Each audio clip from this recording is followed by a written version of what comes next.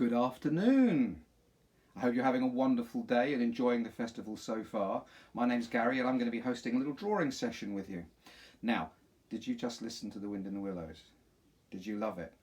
When I was a little boy, Wind in the Willows was my absolute favourite story. It still kind of is. I think it's wonderful. And what's really cool about it are those four central characters, aren't they?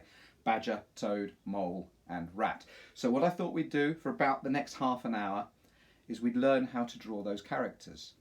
So what I thought I'd do is I'll do two versions of each character. I shall do one like the real animal and then one like a sort of more cartoony version standing up on two legs like they do in the story. So along the way I'm going to teach you a few little tips and tricks about drawing as well. So let's kick off with Badger, shall we? Let's kick off with Badger. So think about badgers. They're lovely big chunky animals. Now all animals, all people are all built on the same principle, okay? You have a skull shape, you have a rib cage shape, and you have a pelvis shape. Now as you can see, because it's a badger and he's going to be on all fours, he's going to be lying down. He's going to have legs coming off of those areas there. Okay, you can probably see it. It's very faint, but you can see this because this is what we call the underdrawing. Okay, so now what I'm going to do is start building in details on top. So badgers have got ears there like that. They've got a long pointy nose there. Then they've got a big chunky body. And they've got fairly small but powerful back legs. And then their front legs are there like that. And of course they have their famous black stripe down their face. But these are going to be quite scrappy drawings really today from me because I'm drawing upright and it's not the sort of way I would usually do a drawing, but you should get the idea about some of the principles involved in drawing things. So they've got, there we go. There is Mr. Badger, just like a normal badger. Okay, so now let's think about how it would be. Let's put him up on his back legs like he is in the story. So we can keep the same shapes and principles. So you've got the skull shape, and he's a badger. He's going to be powerful and heavy with big shoulders and over like that. So he's going to have a sort of body shape like that. And of course, I think it's always nice with these sort of characters to give them slightly short legs. If they have long legs, they just look like a man in a suit. Whereas if you give him little short legs, he's going to look different. He's going to carry a big walking stick, I think, this time. Okay, so you get this shape. Now when you're drawing, you don't have to do a perfect drawing all the time. I like to see the working out and stuff that people do underneath. So I'm using a pen to clean up, but I'm using a pencil to draw underneath. And I think you could try something the same, and then you can see how you created the picture. I'm using a different pen now to clean up. I used a thin pen there. I'm using a brush pen now, which is a bit thicker, but I can do less lines but make it clearer. So you'll see what I mean. So here we go.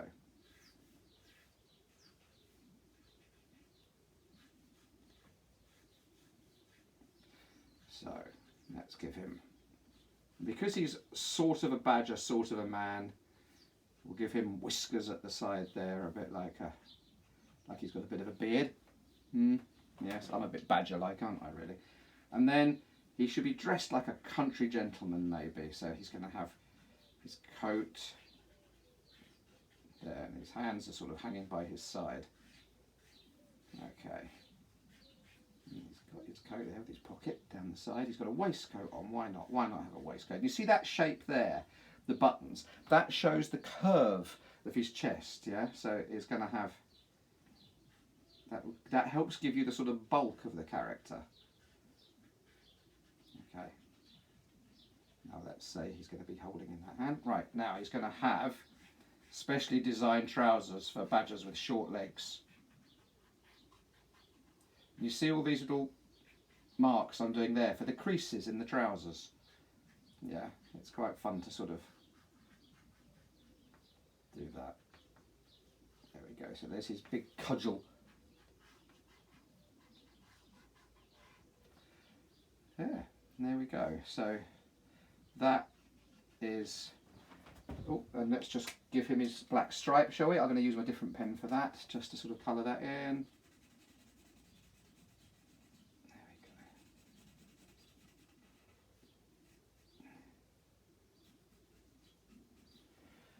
we go. Mr. Badger. Mr. Badger. So you see, there's a real badger, and then putting him out upright, but we still kept those sort of proportions that a real badger would have. He's got the weight at the bottom to give him a sense of bulk like that. So do you see how I drew underneath and made those big areas first? So instead of thinking of the outside in from the lines and just trying to go straight in with lines, think about the inside. Think about what the character is built on. So you're drawing from the inside out. Okay, so that's Mr. Badger. Right, now then, let's think about Ratty. Ratty's a wonderful character, out on his boat, loves the river, and he's actually, although he's called Ratty, the character is actually based on a water vole, not a rat. Okay, so he's not a rat, he's a water rat, which is a type of vole.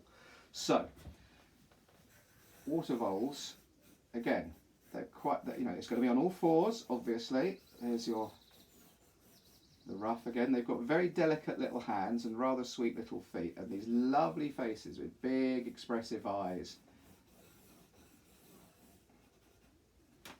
So if you can see that, that's very faint again, but you can see those shapes, the big circles, the circle for the head, another shape for the body. So, when we're colouring in, see if you can sort of join in and have some fun colouring, or you can watch this back later and try and sort of draw along with me. See if you can copy some of them, or come up with some of your own versions of the characters. Why not? Why not? No one's to say that I'm right and you're wrong. Okay. There we go. So they've got a really sweet little furry faces. Like that.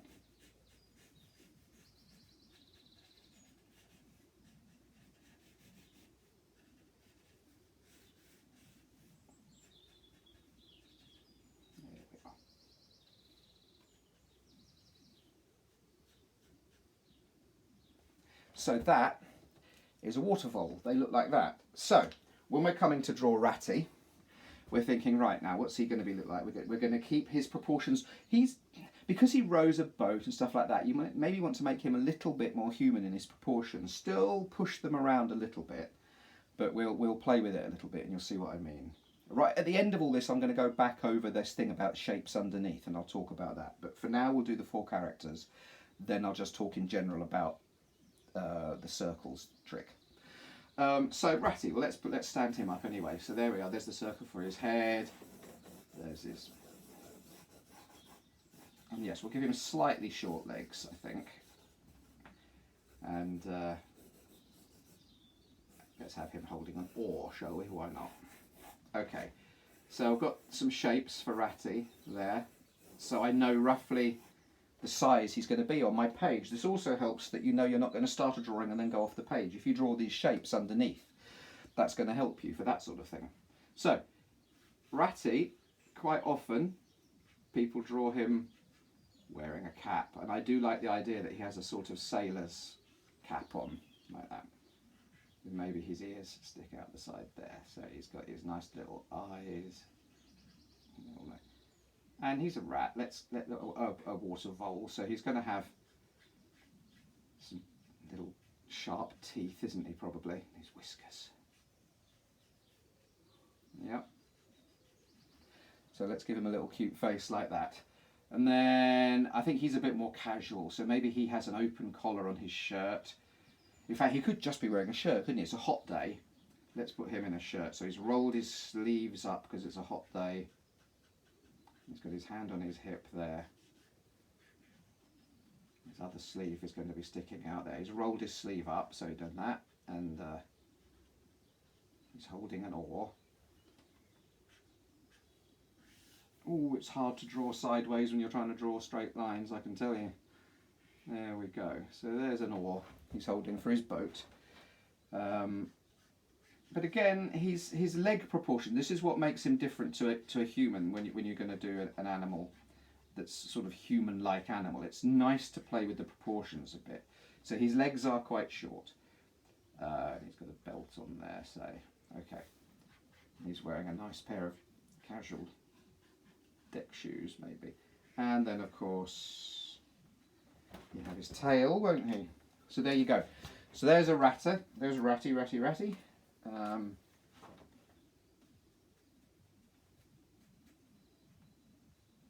just getting the other pen out to put a few little details in. So there's your water rat. And there he is from Wind in the Willows, as he would be rowing his boat out on the river with his friend Mole, who we shall come to next. Okay. Right, Mole. Moles are funny, aren't they? They're lovely. They're tiny little creatures. They're all black and smooth and shiny, and they look like they're wearing black velvet. So, and they have very bad eyesight, moles. So again, we'll draw a little mole first. So here we go. Similar sort of shape underneath to how we drew the badger, and in fact they are kind of a similar shape in, you know, as a basic principle. They're on all fours.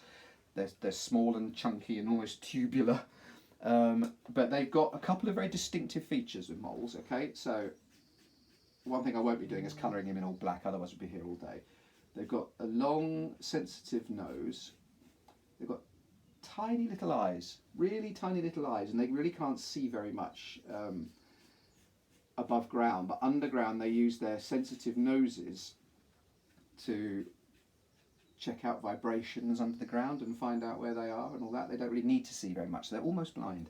Now, what they do have, they have these very small back legs there, very small little back legs and feet, but their front feet, their front hand, like their hands, are big with claws because they use them to dig their tunnels. So they're big, chunky claws, like this at the front. Okay.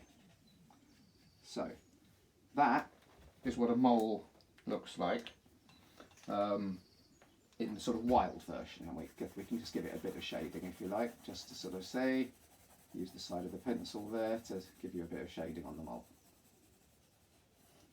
Right, so there he is. So we're going to make him now the standing up version from the story. Now he's a little bit smaller than Ratty, he's a little bit more country, he's not as sophisticated, and also let's use his poor eyesight as well. So let's give him the head, and he's going to be a bit shorter, and I think he's going to have quite short legs as well. The original illustrations for the first version of the book were by a man called Ernest Shepherd, and if you haven't ever seen them, you ought to have a look because they're beautiful little pen sketches of these characters. And when I was a little boy, I used to copy his drawings because I thought they were wonderful, and it was probably, he was one of the two artists that I used to copy. The other one was the artist who drew Asterix, but he was one of the two artists I used to copy as a boy that made me want to be an illustrator when I grew up, and I am. So it was Wind in the Willows and Ernest Shepherd in particular that inspired me.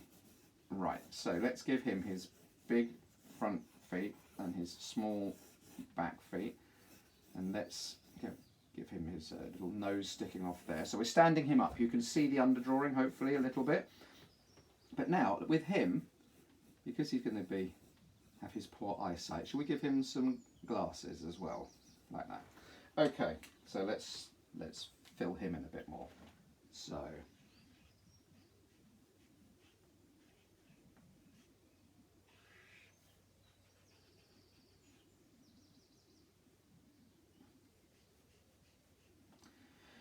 and he's not used to being out. Let's give him a scarf. Why not? There is a lovely sequence in the book at winter when they get stuck in the wild wood and it snows, and then Mole, when he's going home with Ratty, they find his house and it's winter time and the little field mice come and sing them a Christmas carol, and it is just glorious.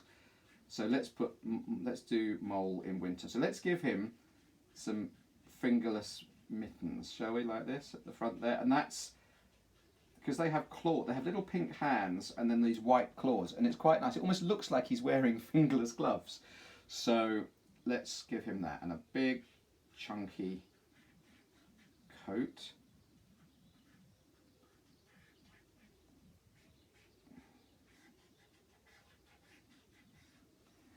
like this. And then, like the others, he's got his baggy, specially designed for short-legged animal trousers. And then his feet at the bottom there. And there he is. He's in the snow. The snow's coming down. It's very cold. Poor little mole. Stuck out there in the snow, lost and scared. There we go.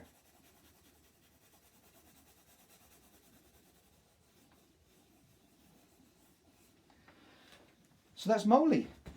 You can see we've tried to keep those characteristics of the animal, the big hands at the front that they used to dig, but I've put them up here, like he sort of walks around like that in his little gloves. Yeah? Okay, now there's one more character, of course, that everybody knows in Wind in the Willows. Drives a car, says boop boop. It's Mr. Toad, isn't it? Okay, and he's different. They're very different. Toad's very different to the other three animals that we've drawn so far. They're amphibian. They're not a mammal. They're not on all fours in the same way. So a toad itself, if you're drawing an actual toad, they're still going to have those same shapes underneath, which I will come to after this. Okay, but they are very, very different shape. Okay. We shall see how we can make that work in a minute when we do him in the kind of standing up version. So here we go. So there's the toad. Let's put his eyes in first, up there. This big wide mouth. Ribbit. And you look at toads, their hands are quite even. They've got quite delicate fingers. Which is quite useful for when you're drawing a character version of it, which looks a bit more like a person. And then they've got these powerful jumping legs, haven't they? Like this. So, there we go.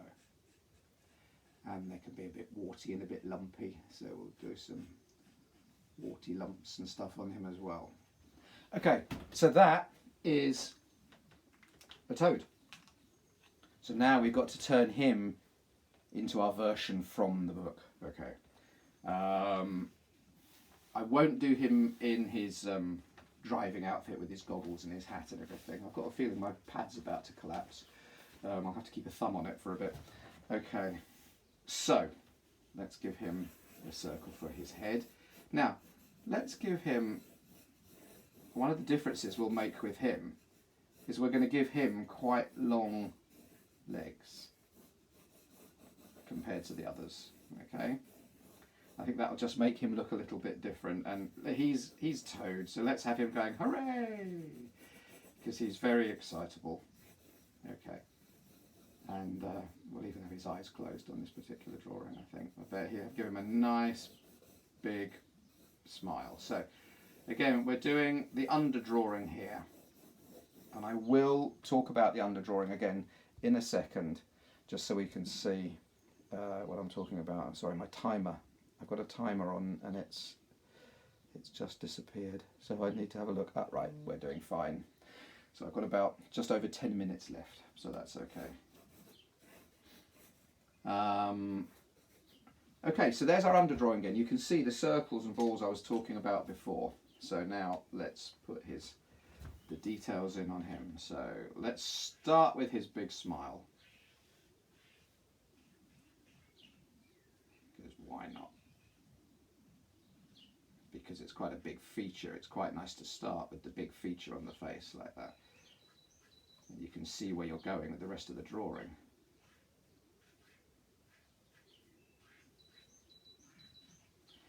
You see what's happening now? That's the face. So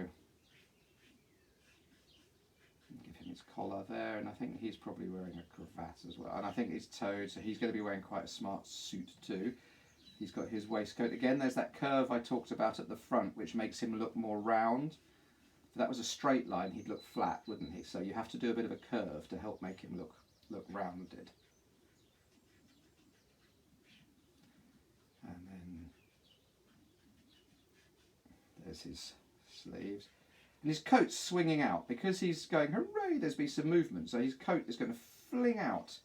It's not going to sit flat, okay? It's always nice to think about what material a thing is made out of. A coat's floppy, so it's going to move.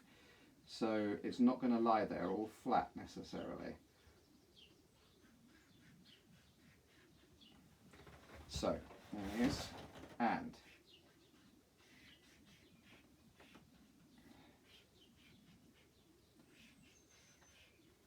then, because they have fairly large back feet, let's give him fairly long feet when he's wearing his shoes there like that.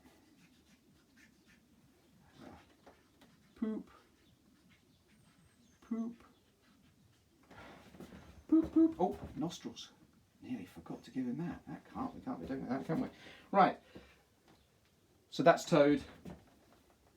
Again, you can see the shapes are similar, but we've pushed him into a more human shape, and we've given him these longer legs compared to, say, Mole, who had the very short legs and the big body. He's got a smaller, rounder body and long legs. It just gives you that little bit of variety in the drawing. Okay. Right. So I've been talking a few times about this underdrawing that I was talking about, and I'm just going to quickly show you now for the last 10 minutes or so. I'm going to talk a little bit about that. So I'm going to draw some shapes. Okay. So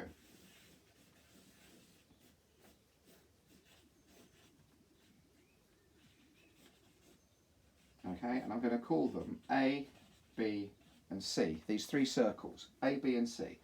And let's do another set of shapes here.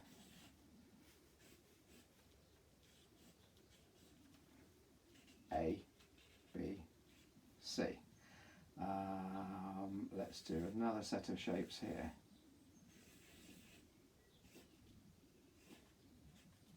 A, B, C. Yeah, you see what's happening at the moment? Let's do some more shapes. A, B, C. A, B, C. And then another one here. This little trick, once you've learnt this, is going to really help you with almost any type of drawing of almost any animals that you want to draw. Okay, animals or people.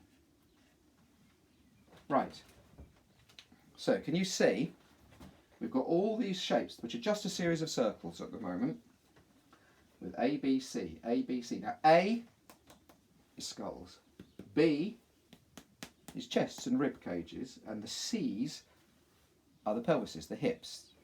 Okay, so now I'm going to draw in on the top of these very, very roughly. These aren't going to be beautiful drawings, they're just very rough scribbles, but you'll get the idea of how these shapes underneath can help you construct any kind of drawing, and this is a really good fun trick to try. Okay, so this one, obviously, if I use the correct part of my pen, this one I think you can probably realise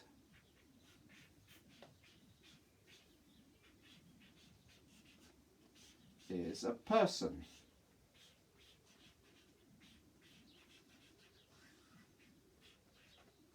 Okay, I said they were going to be rough scrabbly drawings, yeah? So, what do we think this one is? Any ideas? Okay, let's have a look. You'll work it out pretty quickly. I thought as soon as I do its face there like that, and its neck. My pen's going to run out. That's not a good thing. That's not good at all.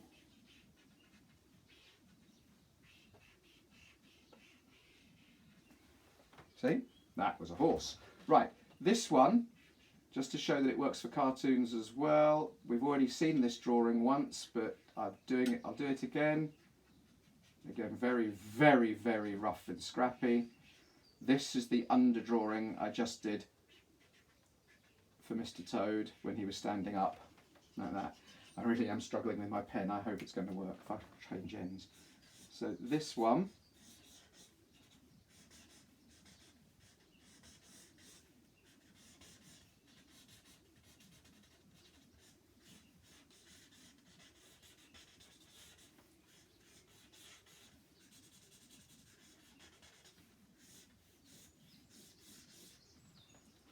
It's a T-Rex.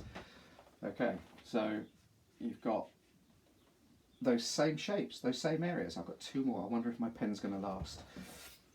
Okay, no, it's going to go. Let's try this end. Okay.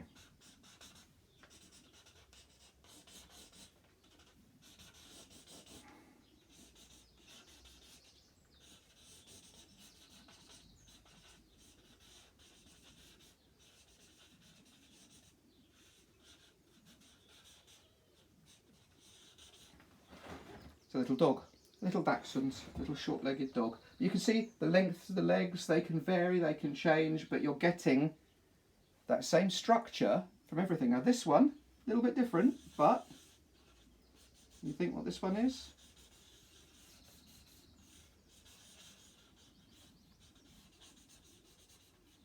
There we go. It's a bird. And you see? Works the same way. All right, I've got a few minutes left. I'm just going to give you a very, very, very quick tip about faces. All right? You ever struggled to draw a face? Now this is going to be really, really quick now. We've only got a few minutes left, so I'm just going to talk about faces very quickly. It's just a person's face. Right. There's the shape of the face. It's not round, it's kind of oval. Okay? Now, draw a line through the middle and do a line from top to bottom. Oh, I've gone off to one side, never mind. You can see a line from top to bottom, a line through the middle. Now between that line and that line, you can do another line, and between that line and that line, you could do another line. So you see I've taken the face, the head, and I've broken it down. There's a centre line. There is a line through the middle, and then that broken down into half and then half again. Okay, now eyes will sit on this line here with the distance of another eye between the two. Okay, so as if it was 3 eyes wide there, but you don't see the middle one. So that's where your eyes sit. Now you go to that line there, following that centre, and sitting on there is the bottom of your nose. Then between these two, you've got this other line. That is where your mouth will sit.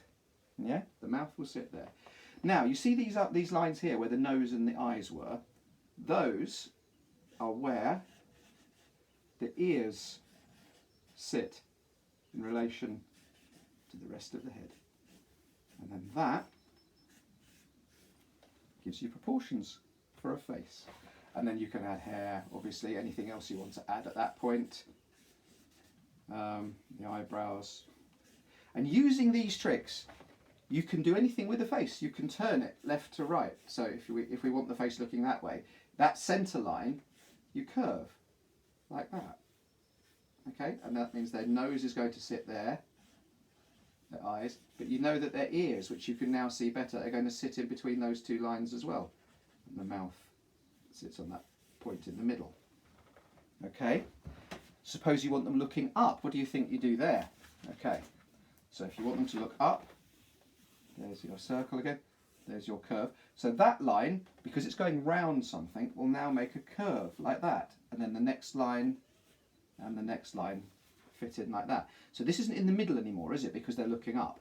But what it still means is you can still fit your nose in there, and your mouth in between the two, and the ear is going to sit in the curve of those two lines still. And that way, you know your proportions are going to be in the right place. And then, obviously, if someone's looking down, there's that centre line again, that half and the half. Their nose is going to be there. Their eyes are looking down. The mouth fits in underneath it. And again, the ear will fit in the side there. Very scrappy. I didn't promise they were going to be beautiful drawings, but it just gives you a couple of little tips and tricks and pointers for how to construct a face, and that works for any kind of face at all. And then you can then start breaking all the rules. There's no reason why everything has to be that rigid, but it just gives you a basic structure as to how things fit. So I hope this was all useful. Do you remember that one? with all the A, B's and C's, so you can see underneath. And then of course we had, just to go back to our main guys, Scrappy, we had Mr. Toad, boop boop. We had Mole, there he is, lost in the snow. We had Ratty with his oar for his boat. And we had Badger, my personal favourite. I think it'll look a bit like a badger. Good. All right. Well, listen, I hope this has been useful. I hope you've enjoyed yourselves. There's plenty more exciting stuff to come. Do stay tuned in and keep drawing and have fun and stay safe and stay home.